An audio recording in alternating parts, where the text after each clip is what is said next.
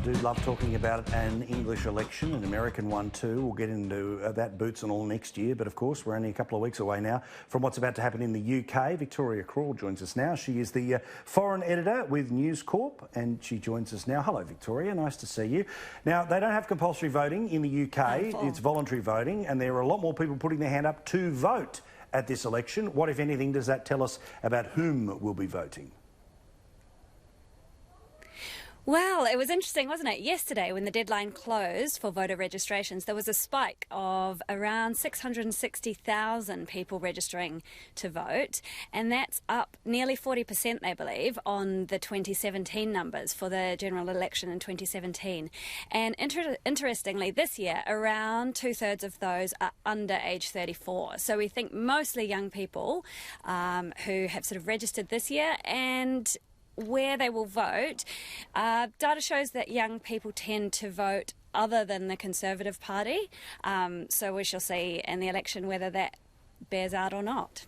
Well, it's always the great white hope of the left is that the young people will come to save them, but funnily enough, not all people under the age of 30 all believe in one thing at one time. So you're right, we'll wait and see. It'll also be interesting to see if the data ever comes out about how much of that is London versus sort of established Conservative seats. Jeremy Corbyn is in a lot of trouble about his lifelong position when it comes to Israel, and some things that have been said and the people that he's supported who've had some horrific things to say about the Jewish community. The chief rabbi has come out and said, don't vote for this bloke. Yes, it's really quite an extraordinary thing that's happened with Jeremy Corbyn.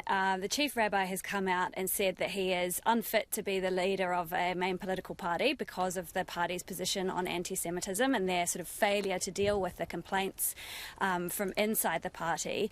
And we also saw last night Jeremy Corbyn in a quite extraordinary interview with Andrew Neil on the BBC, where he refused 4 times to apologise for to British Jews for what's happened in the Labour Party.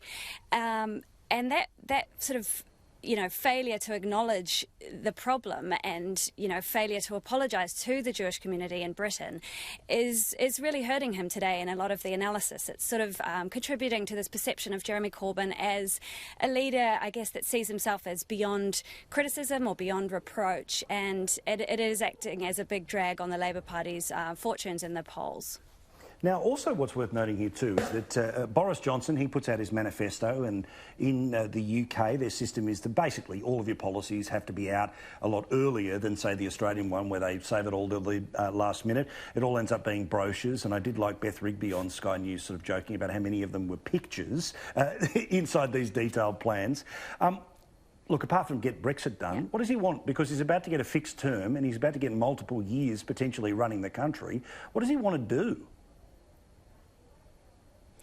Well, the main issue in this election has been all about the NHS and all about reducing the sort of inequality in Britain that has become a real campaign issue during this vote. So what Boris Johnson's manifesto has been about is, one, his Brexit platform, exactly like you said, getting it done, making sure that the Conservatives are seen as, the party that can deliver Brexit. And 2, it's about extra spending in the NHS. So more money for hospitals. He wants to recruit an extra 50,000 nurses, and it's also about sort of levelling the playing field in Britain. I think there's a sense that the austerity years have sort of gone far enough, and that the government can loosen the public purse strings a little. So they've pledged an extra sort of $3 billion in day-to-day spending, and it's all about putting the NHS as the sort of central issue in terms of, reducing inequality and helping to, improve public spending. Well, as we are speaking, there's actually been a bit of news on that front where the scare campaign that'll be run by Labor between now and the election is apparently going to be based off some paperwork that Jeremy Corbyn has just served up to suggest that under a free trade deal, the NHS or part of it would end up being sold off to Donald Trump.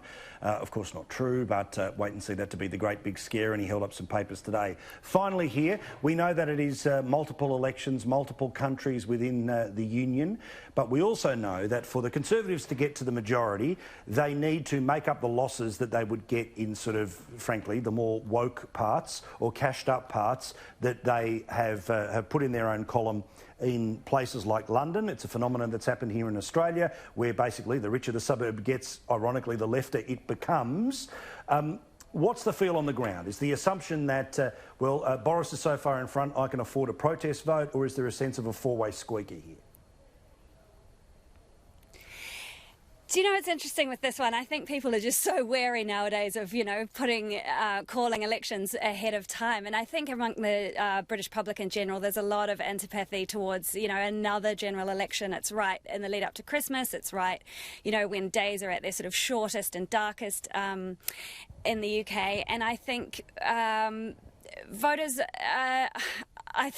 I think a little bit disengaged, to be honest, with what's going to happen. Obviously, Brexit is a central issue, but also, the NHS and that public spending is a major issue for voters as well. So we're still, 3 weeks out from the election, and a lot can change in that time. The lead that the Conservatives have at the moment is essentially the same lead that Theresa May had in 2017, and we know how that result turned out. So I think what we're seeing from the Conservatives is an attempt to just, keep things stable, keep things out of the headlines. It's been a very un-Boris-like campaign from Boris. There is a sense that they want to, run a steady ship. What happens over the next couple of weeks is anyone's guess. Dial the crazy down is always what they try to do. Thank you very much, Victoria. Appreciate it.